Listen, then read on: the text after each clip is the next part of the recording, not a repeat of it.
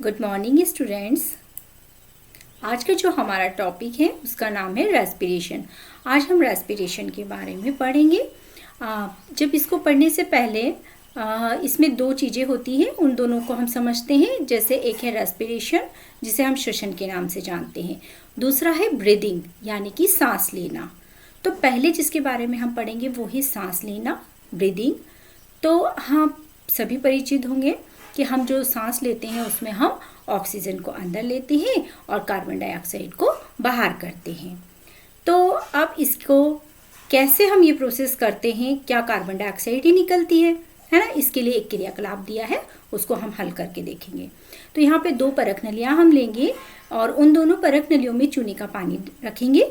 उसके बाद में यदि हम सांस द्वारा इसमें हवा को छोड़ेंगे एक परख नली में, और दूसरी परख नली में हम एक सीरीज के द्वारा उसमें साधारण हवा को छोड़ेंगे। आप दोनों में डिफरेंस देखेंगे। क्या डिफरेंस नज़र आएगा कि जो चूने का पानी है जिसमें मनुष्य द्वारा हवा छोड़ी गई है, उसमें उसका पानी का जो कलर है वह दूधिया रंग का हो जाता है, जबकि इस वाली परख नली में ऐसा नहीं होता है। तो यहाँ पर ऐसा क्यों हुआ? हम लोग जानते हैं कि जो कार्बन डाइऑक्साइड है उसका गुण होता है कि वह चूने के पानी को दूधिया कर देती है। तो यहाँ भी ऐसा ही हो रहा है कि हमारे सांस से कौन सी गैस निकल रही है? कार्बन डाइऑक्साइड निकल रही है, और वो इस चूने के पानी को कैसा कर रही है? दूधिया कलर में कन्वर्ट कर रही है। इसके बाद में एक और एक्सपेरिमेंट है जिसमें किसी फल का रस या चीनी का घोल लिया है और उसमें यीस्ट को डाल दिया है। आप यीस्ट से भली भांति परिचित होंगे। जिसे कभी भी खमीर उठाने के लिए हमारे घर में डोसा, खमण, इडली और जलेबियाँ बनती हैं, तो उसमें खमीर उठाया जाता है। आप लोगों ने कभी इसके घोल को ध्यान से देखा होगा, तो उस घोल में छोटे छोटे बुलबुले से उठते हैं। वो बुलबुले किसके होते हैं? कार्बन डाइऑक्साइड के होते हैं। तो अब हम ये सिद्ध कर सकते हैं कि वो कार्बन डाइऑक्साइड के होते हैं, क्योंकि यहाँ पर एक एक्सपेरिमेंट हम शो कर रहे हैं, है ना? तो इस एक्सपेरिमेंट में क्या कर रहे हैं, हम एक परख नली ले रहे हैं और वो परख नली में एक कार्क लगाते हैं। उस कार्क में एक छोटा सा छेद होता है, उसके साथ एक कांच की नली को हम दूसरी परख नली में जोड़ देते हैं। उससे क्या होता है, वो जो दूसरी परख नली है उसमें चूने का पानी है। थोड़े दिन हम उसको थोड़े समय के लिए रख देते हैं, तो जो यीस्ट है वो जो कार्बन डाइऑक्साइड छोड़ती है उसके द्वारा वो जो दूसरी परख नली का पानी है वो दूधिया कलर का हो जाता है ना? यहाँ पर भी यीस्ट क्या छोड़ रही है? कार्बन डाइऑक्साइड, है ना? लेकिन जो हमने उपरोक्त पढ़ी, पहले वाली जो प्रोसेस पढ़ी थी, ये वाली और इस वाली दोनों में थोड़ा डिफरेंस है, और उसी डिफरेंस को हम समझेंगे, है ना? इस आधार पे यदि हम देखें, जो हमारा ये रेस्पिरेशन वाला जो चैप्टर है, इसमें 3 तरह का श्वसन हो जाएगा, है ना? एक ऑक्सी श्वसन, एक अनाक्सी श्वसन और एक किडवन, है ना? ये 3 प्रोसेसेस होती हैं। ऑक्सी श्वसन में क्या होता है? ऑक्सीजन की उपस्थिति अनिवार्य होती है। जो ऑक्सी जीव होते हैं उनमें ही यह श्वसन होता है, और अनाक्सी जीव होते हैं जैसे छोटे छोटे बैक्टीरिया हैं या हमारी मांसपेशियां हैं, इनमें कौन सा श्वसन होता है? अवायवीय श्वसन होता है, जिसमें कि ऑक्सीजन की आवश्यकता नहीं होती है। और तीसरा जो अभी हमने ये वाला एक्सपेरिमेंट किया था यीस्ट वाला, ये है किडवन यानी फर्मेंटेशन। इस प्रोसेस, ये भी एक श्वसन की प्रोसेस ही है। तीनों हम आज तीनों के बारे में पढ़ेंगे। यहाँ पर भी यही बताया है कि जिन खाद्य पदार्थों को हम अंतः ग्रहण करते हैं, इसके पहले हमने पोषण वाला चैप्टर पढ़ा था। उस चैप्टर में आप लोगों ने देखा था कि हम जो खाना खा रहे हैं वो एक जो जटिल पदार्थ को हम खाते हैं, जैसे कार्बोहाइड्रेट, प्रोटीन, फैट्स, इनको खाते, फिर ये सरल भागों में टूट रहे थे। सरल भागों में टूटने के बाद ये हमारी माइक्रोविलाई जो आंतों में प्रेजेंट थी उसके द्वारा एब्जॉर्ब कर लिए जा रहे थे। एब्जॉर्ब करने के बाद इनका असिमिलेशन हो रहा था, किसमें? स्वांगीकरण किसमें होता है? ब्लड में, और फिर ब्लड से ये कहाँ पर पहुँच रहे थे? हमारी कोशिकाओं में। तो यहाँ पर क्या होता है? अंतःग्रहण प्रक्रम, है ना? इसमें क्या, अब ये पूरी प्रोसेस किसके लिए हो रही थी? ताकि हमको एनर्जी मिले। जब हम भोज्य पदार्थ को ले लेते हैं, हमारे ब्लड में मिल जाते हैं, हमको जब एनर्जी चाहिए होती है तो वो कैसे मिलती है, अब उसको हम समझेंगे। तो कुछ जीव होते हैं इस जो कि ऑक्सीजन का उपयोग करते हैं। जैसे हमने कार्बोहाइड्रेट खाया तो वो किस में टूटा है, सरल पदार्थ ग्लूकोज में, तब उसको ऑक्सीडेशन तो करना पड़ेगा ना। तो उसके लिए ऑक्सीजन का यदि उपयोग किया जाता है, 3 तरह के श्वसन पढ़े, तो जिसमें ऑक्सीजन का उपयोग किया जाता है तो ग्लूकोज को पूर्णतः कार्बन डाइऑक्साइड तथा पानी में खंडित किया जाता है। तो इसके उत्पाद क्या बनेंगे, यहाँ पर हमको ध्यान रखना है कि जब ऑक्सीजन का उपयोग होता है तो क्या बन रहा है, CO2 और पानी, ये 2 चीज बन रहे हैं, और साथ में क्या निकल रही है, ऊर्जा निकल रही है। अब यदि हम देखें जिसमें ऑक्सीजन यूज नहीं की जाती है, दूसरा अनाक्षी श्वसन, तो उसमें क्या होता है, इसमें भी जो ग्लूकोज होता है उसको जब तोड़ा जाता है, 3 कार्बन वाले परमाणु में टूटता है वह, तो उसमें इथेनॉल बनता है, इथेनॉल और कार्बन डाइऑक्साइड गैस निकलती है ना। और इसके साथ साथ यदि हमारी मांसपेशियों में ये अवायवीय श्वसन होता है जिसमें ऑक्सीजन नहीं रहती है, तो वहाँ पर लैक्टिक अम्ल भी बनता है। और जो किण्वन वाली जो प्रोसेस होती है, किण्वन वाली प्रोसेस में क्या बनता है, इथेनॉल और कार्बन डाइऑक्साइड बनता है। तो यहाँ पर अगर हम देखें तो इन सभी अवस्थाओं में जब शुरुआत होती है, ग्लूकोज को जो टूटना होता है वो कैसे होता है, इन तीनों चीज़ों को लेकर हम समझेंगे। तो पहले चरण में क्या होता है, जो ग्लूकोज होता है वो 6 कार्बन वाले परमाणु होते हैं। ग्लूकोज की आपने सूत्र देखा होगा, C6H12O6 होता है। तो यह टूटेगा किसमें, 3 कार्बन वाले पारुएट्स में ये टूटता है। अब इसका विखंडन कहाँ पर होता है, तो ये एक रिक्त स्थान का प्रश्न बनता है, कई बार परीक्षाओं में पूछा जाता है। तो यहाँ पर ये जो पूरी प्रोसेस होती है जिसे हम ग्लूकोज के टूटने की प्रक्रिया है, ग्लाइकोजिनेसिस बोलते हैं इसको, तो इसमें कोशिका द्रव्य में ये कंप्लीट होती है। तो यहाँ पर क्या होता है, पारुएट अम्ल बन गया जो कि इथेनॉल तथा कार्बन डाइऑक्साइड में परिवर्तित हो गया, है ना। अब यदि किण्वन की बात करते हैं जो यीस्ट में होता है, अगर ऑक्सीजन की एब्सेंस में होता है तो इसे अवायवीय कहेंगे। पारुएट का विखंडन यदि ऑक्सीजन का उपयोग करके किया जाता है तो ये प्रोसेस कहाँ पर होती है, माइटोकॉन्ड्रिया में होती है। अब थोड़ा सा आप यहाँ पे ध्यान रखिएगा कि ग्लूकोज से जो पारुएट अम्ल बना है, ये वाली जो प्रोसेस है वो कहाँ पर हो रही है, कोशिका द्रव्य में। आप कोशिका द्रव्य सभी लोग परिचित है, एक कोशिका होती है, कोशिका के अंदर जो साइटोप्लाज्म भरा होता है ना, जीव द्रव्य जो भरा होता है उसे ही कोशिका द्रव्य कहेंगे। यहाँ पे ये प्रोसेस हो रही है ना। लेकिन इसमें और भी, जब आपने देखा होगा न्यूक्लियस के आसपास काफी सारे माइटोकॉन्ड्रिया उसमें बिखरे पड़े रहते हैं। अब जो नेक्स्ट स्टेप है, पारुएट अम्ल की बाद की जो क्रिया होती है, तो वो क्रिया कहाँ पर होती है, माइटोकॉन्ड्रिया। माइटोकॉन्ड्रिया का स्ट्रक्चर आपने देखा होगा, उसमें छोटी छोटी क्रिस्टियाँ होती हैं। इसको क्या बोलते हैं, ऊर्जा का पावर हाउस भी बोलते हैं। तो यहाँ पे इसकी नेक्स्ट स्टेप कंप्लीट होती है। इस प्रक्रिया में क्या होता है, 3 कार्बन वाले पारुएट अणु विखंडित होते हैं और यहाँ कार्बन डाइऑक्साइड अलग होता है और पानी अलग होता है ना। 2 चीज यहाँ बन रही है, कार्बन डाइऑक्साइड और पानी। क्योंकि यह ऑक्सीजन की उपस्थिति में होता है इसलिए इसे हम वायवीय श्वसन कहेंगे। आया आप लोगों को समझ में कि कोशिका द्रव्य में ग्लूकोज टूट रहा है कहाँ पर, पारुएट अम्ल। पारुएट जो है वो माइटोकॉन्ड्रिया में जा रहा है फिर, और माइटोकॉन्ड्रिया में कार्बन डाइऑक्साइड और पानी बन रहा है ना। ये प्रक्रिया है हमारी श्वसन की, है ना। कौन सा श्वसन है, श्वसन में भी ये वायवीय श्वसन है। वायु में ऊर्जा का मोचन अब अवायवीय अवस्था की अपेक्षा ज़्यादा होता है। मतलब यदि आक्सीय श्वसन होता है तो ज़्यादा एनर्जी रिलीज होती है और अनाक्सीय श्वसन होता है तो कम ऊर्जा निकलती है। जैसे हम यदि देखें तो 38 ATP अणुओं का निर्माण होता है आक्सीय श्वसन में, और अनाक्सीय श्वसन में केवल 2 ATP बनते हैं। अब एक और चीज़ यहाँ पर मैं आपको अच्छे से बताती हूँ। आप लोग कभी कभी दौड़ लगाते होंगे, बहुत तेज़ी से जब रन करते हैं तो आपके पेट में या थाई में पेन होने लगता है। तो वो पेन क्यों होता है, कभी सोचा है ऐसा क्यों होता है? और जब हम तेज़ी से रन करते हैं तो हमारी सांस दर भी बढ़ जाती है, सांस भी हम तेज़ी से लेने लगते हैं। ऐसा इसलिए होता है कि हमें एनर्जी ज़्यादा लगती है, हम एनर्जी ज़्यादा खर्च करते हैं दौड़ने में की प्रक्रिया में एनर्जी। तो एनर्जी का ब्रेकडाउन कौन कर रहा है, माइटोकॉन्ड्रिया में ऑक्सीजन कर रहा है। है ना, जो हम सांस द्वारा ऑक्सीजन ले रहे हैं ब्रीथिंग के थ्रू, वो हमारी बॉडी में जा रही है, हमारी कोशिका में जा रही है। कोशिका में जाने के बाद में वो हमारे माइटोकॉन्ड्रिया में जा रही है और वहाँ पर उसका ब्रेकडाउन हो रहा है। तो ब्रेकडाउन होने की जो पूरी प्रोसेस हो रही है ये बहुत फास्ट होने लगती है और इतनी जल्दी हम सांस नहीं ले पाते तो ऑक्सीजन की कमी होने लगती है। तो हमारी पेशियाँ उस समय क्या करती है, अनऑक्सीडेशन करना शुरू कर देती है और उस स्थिति में हमारी बॉडी में लैक्टिक अम्ल बनने लगता है और जब लैक्टिक अम्ल जम जाता है तो हमें काफ़ी समय तक दर्द का अनुभव होता है और 1-2 दिन में ये स्वतः ही खत्म हो जाता है। इसके बाद में हम ये देखिए चार्ट के माध्यम से भी इसको हम समझ सकते हैं कि यहाँ पे ग्लूकोज है, C6H12O6 है। ये कहाँ पर गया, कोशिका द्रव्य में।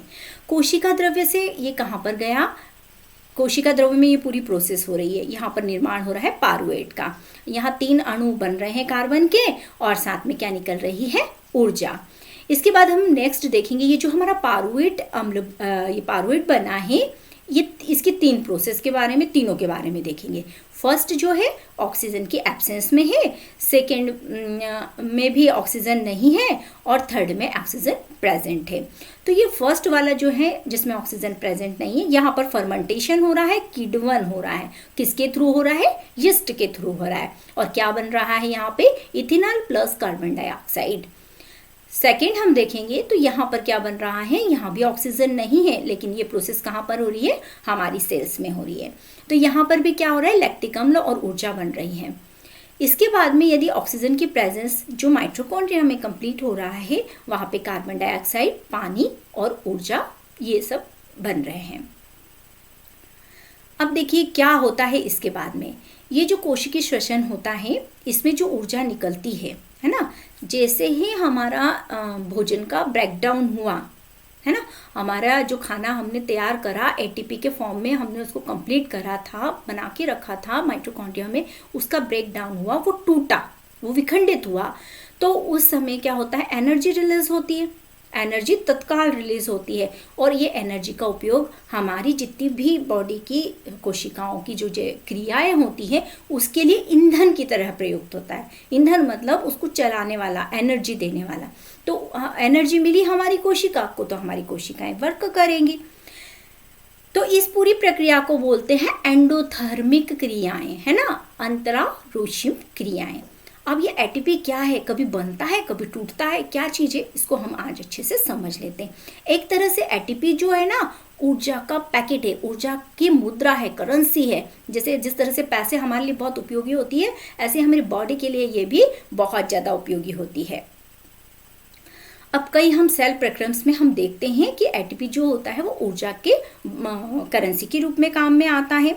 ये कैसे बनता है पहले ये देखेंगे। तो यहाँ पर आप देखिए ADP प्लस P, अब इसमें एनर्जी लग रही है और क्या बन रहा है, यहाँ पर ATP फॉर्म हो रहा है।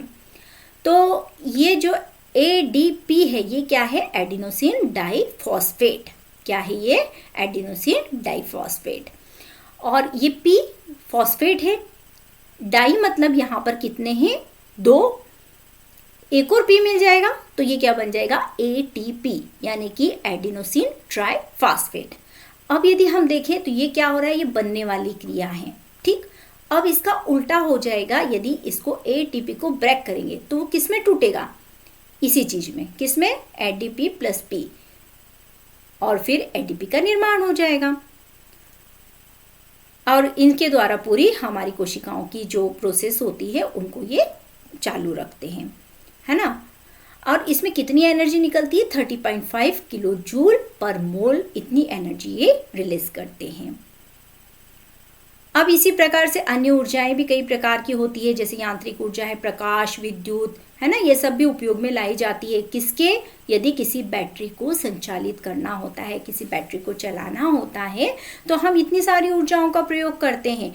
तो हमारी कोशिका को चलाने के लिए किसका उपयोग किया जाएगा, ATP का उपयोग किया जाएगा, है ना। ATP जब तैयार हो जाएगा, इसका हम ब्रेक डाउन करेंगे तो पेशियों के सिकुड़ने, प्रोटीन संश्लेषण, तंत्रिका आवेग के संचरण और कई क्रियाओं के लिए इसका उपयोग हम करेंगे।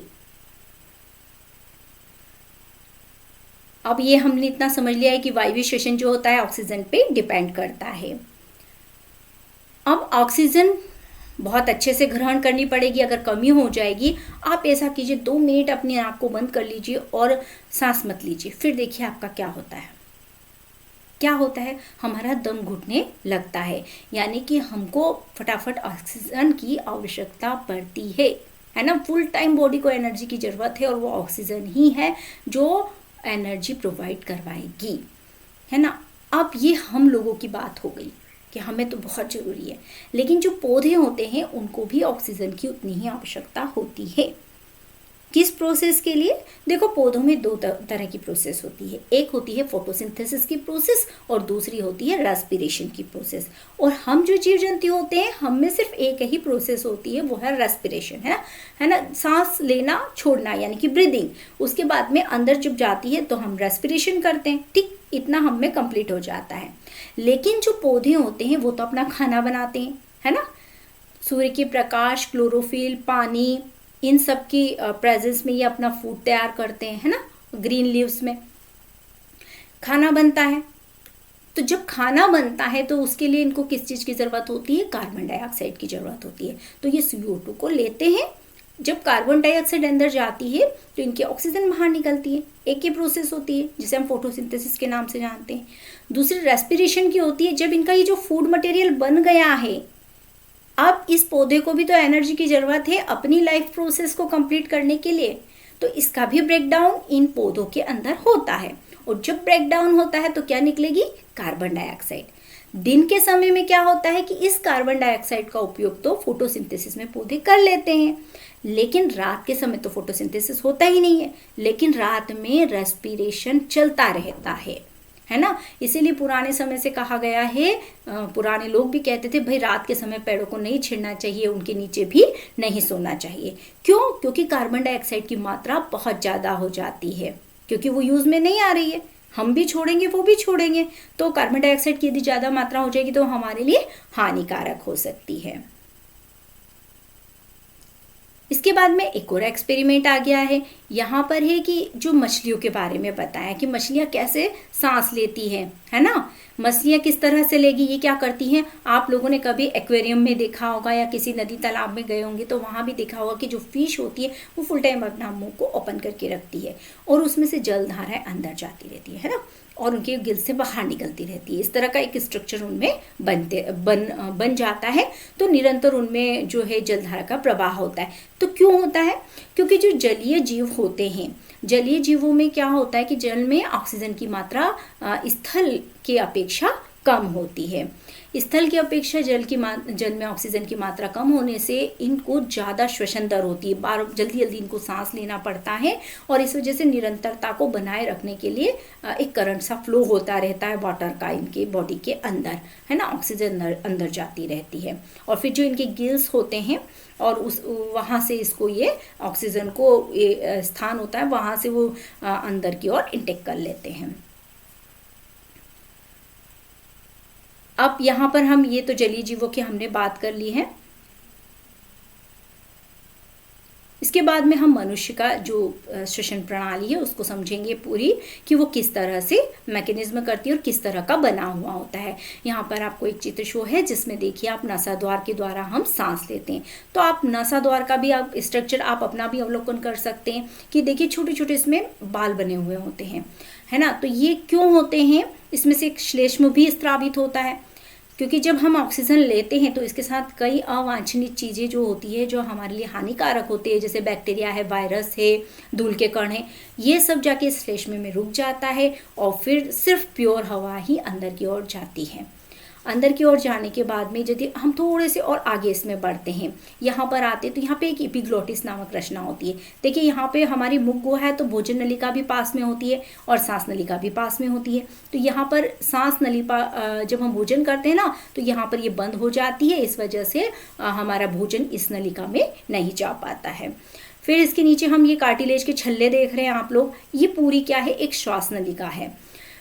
अब इसके बाद में ये वाला जो आउटर लेयर आप देख रहे हैं, ये जो बना हुआ है एक पिंजरे जैसा दिख रहा है ना, कैच बोलते हैं जिसको, स्केलेटन, ये है हमारी पसलियाँ, रिब्स, ये रिब्स किसको प्रोटेक्ट कर रही है? हमारे लंग्स को, हमारे फेफड़ों। बाहर से फेफड़े ऐसे होंगे, लेकिन जब इनका इंटरनल हम शो करेंगे तो इस तरह की रचना लिए होते हैं। ये जो ये है, ये ब्रेंकियाई यहाँ पर ये छोटी छोटी शाखाओं में बट गई है। अब ये छोटी शाखा को यदि हम देखेंगे तो इसका स्ट्रक्चर इस तरह सा होता है, और इसमें से अंगूर जैसे ये गोल गोल गोल गोल गोले दिख रहे हैं आपको, इन गोलिकाओं को कुपिका या एल्वियोलाई के नाम से जाना जाता है। यहीं पे हमारा गैस एक्सचेंज होगा, है ना। तो ये पूरे स्ट्रक्चर जो है हमारे फेफड़ों का है। अब ये फेफड़ों का हम डिटेल पढ़ेंगे कि कैसे हम सांस को लेते हैं। तो आप लोग एक काम कीजिए, सब अपनी को सांस को, गहरी सांस को अंदर लीजिए।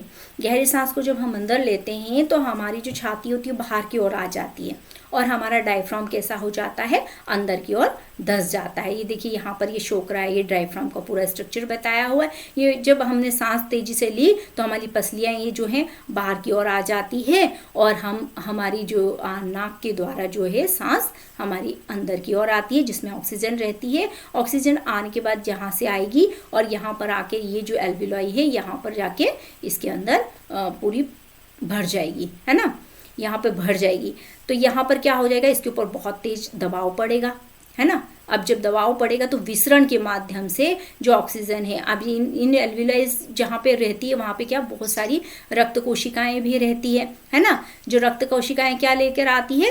कार्बन डाइऑक्साइड को लेकर आती है ना। हमारी जो बॉडी में अभी कार्बन डाइऑक्साइड बनी थी ना, फूड मटेरियल का ब्रेकडाउन हुआ था तो कार्बन डाइऑक्साइड और पानी बना था, और तो वो जो कार्बन डाइऑक्साइड है ब्लड के माध्यम से हम यहाँ तक पहुँच चुकी है। तो यहाँ पर विसरण की प्रोसेस होती है, यहाँ पर प्रेशर पड़ता है और वो ऑक्सीजन जब दबाव के साथ पड़ता है तो वो इससे बाहर निकल जाती है। अब यहाँ ये खाली हो जाएंगी, है ना, और यहाँ पे किसका बाहर की ओर किसका कंसंट्रेशन ज़्यादा हो जाएगा? कार्बन डाइऑक्साइड का। तो वो विसरण के माध्यम से इसके अंदर आ जाएंगी। तो इस तरह से हम एक सांस लेने की पूरी प्रक्रिया करते हैं। 1 मिनट में हम 72 बार सांस लेते हैं। अब जैसे जैसे हम देखें शरीर का आकार बढ़ता है तो विसरण का जो प्रेशर होता है वो भी कम होता जाता है। तो इसके लिए क्या किया जाता है? और अदर पार्ट्स जो हमारी बॉडी में होते हैं जैसे ब्लड वगैरह, वो इसके हेल्प करते हैं। हमारी बॉडी में एक श्वसन वर्णक होता है, हमारी आरबीसीज में प्रेजेंट होता है, उसका नाम है हीमोग्लोबिन। ये हीमोग्लोबिन जो होते हैं यही ऑक्सीजन को वहन करने का काम करते हैं। आप इसको अच्छे से याद कर लीजिएगा, कई बार रिक्त स्थान में पूछा गया है ये। तो ये जो रेस्पिरेटरी पिगमेंट है जिसे हम हीमोग्लोबिन कहते हैं, हीम यानी कि लोहे का बना हुआ है ये, है ना। आप लोगों को भोजन में भी लोह तत्व ज़्यादा लेना चाहिए ताकि आपका खून प्रॉपर बनता रहे। यदि खून की कमी हो जाती है तो कई लोगों को चक्कर आते हैं। क्यों चक्कर आते हैं? क्योंकि खून ही ऐसा होता है, ब्लड ही ऐसा होता है जो जिसमें हीमोग्लोबिन होता है, और वो हीमोग्लोबिन किसको बांध के रखता है? ऑक्सीजन को, और पूरी बॉडी में उसको सप्लाई करता है। यदि हमारी ब्रेन तक यदि ऑक्सीजन नहीं पहुंच पाती है तो इस वजह से हमको मूर्छा आने लगती है। अब हमारी जो कुपिकाएं, जो छोटे छोटे से गोले देखे ना, ये गोले छोटे छोटे से जो दिख तो रहे थे, लेकिन यदि इनको हम फैला दे सतह पे तो 80 वर्ग मीटर का क्षेत्र घेर लेते हैं, काफ़ी स्पेस ये ले लेते हैं, है ना। अब यहीं पे मैं आप लोगों को कुछ चीज़ें और आपको बताना चाहूँगी कि जैसे यहाँ पे लिखा है कि धूम्रपान स्वास्थ्य के लिए हानिकारक है ना। हानिकारक कैसे है ये हम समझते हैं कि यदि फेफड़ों का कैंसर दुनिया में मौत के सामान्य कारणों में से एक सबसे बड़ा कारण है। क्या होता है कि जब कोई भी स्मोक करता है ना, स्मोक करते हैं, धुआं जब हमारी बॉडी में इंटेक करता है तो उसमें टेबेको होती है, टेबेको के साथ छोटे छोटे कार्बन के कण होते हैं, है ना। तंबाकू भी होती है और कार्बन के कण होते हैं, और वो सब जाके हमारी एल्वियोलाई के हमने स्ट्रक्चर देखा था कितना बारीक होता है। ये बहुत छोटा, ये हमको माइक्रोस्कोप का चित्र है, माइक्रोस्कोपिक चित्र है ये, इतना बड़ा इसमें चित्र में दिख रहा है, इतना नहीं होता है, बहुत छोटा होता है। तो ये जो छोटे छोटे होते हैं इनमें जाके क्या फंस जाता है? वो जो टार रहता है, कार्बन रहता है, वो यहाँ जाके फंस जाता है। अब चूंकि यहाँ पर ये फंस गया है तो क्या होगा कि इनके छेद बंद हो जाएंगे, गैस एक्सचेंज भी बंद हो जाएगा, है ना। और हमारे इस फेफड़े का क्या काम रहता है? बहुत सारा म्यूकस रिलीज करने लगता है उससे बचने के लिए। आप लोगों को सर्दी जुकाम वगैरह हो जाता है तब भी यही स्थिति बनती है। कई लोगों में निमोनिया के लक्षण हो जाते हैं, है ना। तो उस स्थिति में भी यही होता है कि यहाँ पे ये जो एल्विलाइज दिख रही हैं छोटी छोटी, इनमें सांस लेने की कैपेसिटी खत्म हो जाती है। अभी जो वर्तमान में कोरोना चल रहा है, कोरोना भी यही काम कर रहा है, जो एक प्रकार की वायरस की बीमारी है ना, तो वो वायरस क्या काम कर रहा है, बस यहाँ पर तुरंत सांस के जरिए अंदर जाता है और अंदर जाने के बाद में यहाँ पर अपनी जो रिप्रोडक्शन कैपेसिटी बढ़ा लेता है, और वो जब इतनी तेजी से बनने लगते हैं तो ये हमारी जाके श्लेष्म में, हमारी बॉडी अगर फॉरेन सब्सटेंस कोई आता है, बाहर से कोई आता है, तो उसको भगाने का काम करती है। तो यहाँ पे ये क्या कहती है, बहुत श्लेष्म निकालती है ना। तो लेकिन क्या होता है, इसकी वजह से खुद को भी नुकसान होता है, सांस लेने में दिक्कत होने लगती है। तो यही कारण है। अब मैं आप लोगों से ये भी कहूँगी कि आप लोग यदि कोई स्मोक करते हैं तो ना करें, क्योंकि इससे आप ही को नहीं, आपके आसपास में जो लोग रहते हैं उनको भी नुकसान होगा, क्योंकि वो जो धुआं आपके पास में बैठा होगा, यदि छोटा बच्चा है तो उसकी भी श्वसन प्रणाली को हार्म करेगा। इसके अलावा और भी चीज़ें हैं, जैसे तंबाकू है, सिगार है, सिगरेट है, बीड़ी, हुक्का। अभी हुक्का पार्लर बहुत चल रहे हैं, है ना, ये बहुत नुकसानदायक है बच्चों के लिए।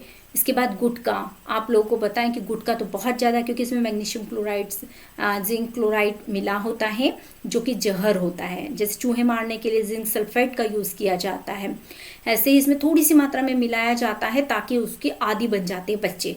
बहुत टेस्टी लगता है कि चलो और खाएं, खुशबू भी डाली जाती है, आर्टिफिशियल खुशबू होती है, उसकी वजह से उसकी लत लग जाती है। लेकिन फिर क्या होता है, जब बार बार हमारे मुख में इसका घर्षण होता है ना, घर्षण होने की वजह से क्या हो जाता है कि वहाँ पे घाव होने लगते हैं, और उसमें वो कोशिका को लगता है कि नहीं मुझे और वर्क करना है, और वो ट्यूमर फॉर्म में कन्वर्ट हो जाती है। तो इस प्रकार से ये जो जितना भी धुआं है, हमारे दिल के स्ट्रोक्स, जितनी भी बीमारियां हैं, कैंसर है, इन सब का एक बहुत बड़ा कारण है। तो हमको इन सब चीज़ों से बच के रहना चाहिए। तो ये हमारा लंग्स का, रेस्पिरेशन और लंग का चैप्टर कंप्लीट हो चुका है। अब नेक्स्ट जो हम पढ़ेंगे उसमें हम इसके हार्ट का स्ट्रक्चर पढ़ेंगे, हार्ट के बारे में जानेंगे, और ब्लड के बारे में जानेंगे कि कैसे ये पंप होता है, कैसे ये सर्कुलेट होता है। आप लोगों को ये चैप्टर समझ में आया होगा। अगर कोई प्रॉब्लम आती है तो आप मुझे कमेंट बॉक्स में लिख के देख सकते हैं, और मुझे आप लोग सब्सक्राइब कर सकते हैं और लाइक भी कर सकते हैं। Okay, bye.